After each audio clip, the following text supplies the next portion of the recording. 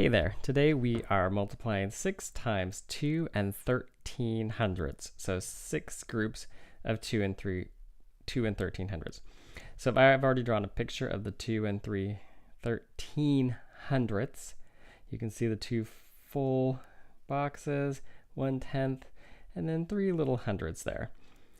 Now, the first thing I want to think about before I multiply this is that 2 and 1300ths is really not much more than 2. It's about 2.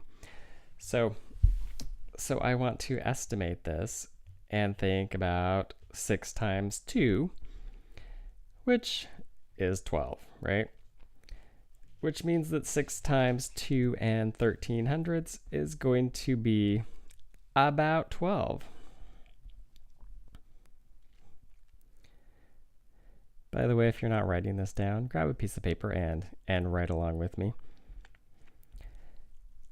So I think the first way I'm going to solve this is to use an area model.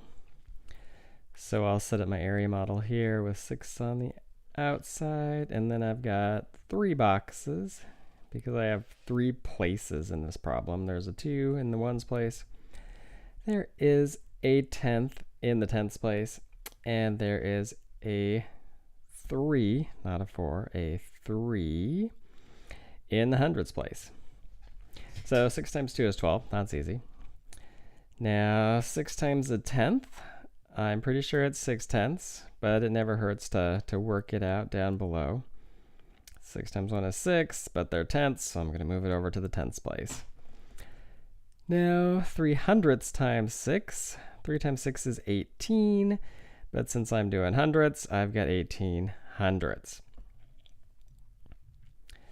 There we go. Now I just need to add them all up.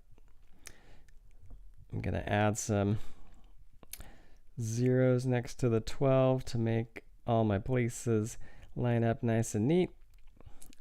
Add it up here and I get 12 and 7800ths, which is pretty close to 12. That was the point of my estimation, right? If I had 127 and 8/10ths, not close to 12.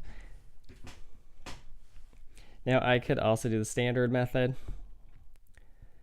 2 and 1300ths, multiply by 6.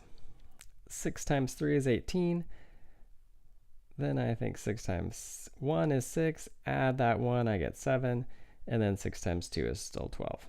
Now I've got to put that decimal in there.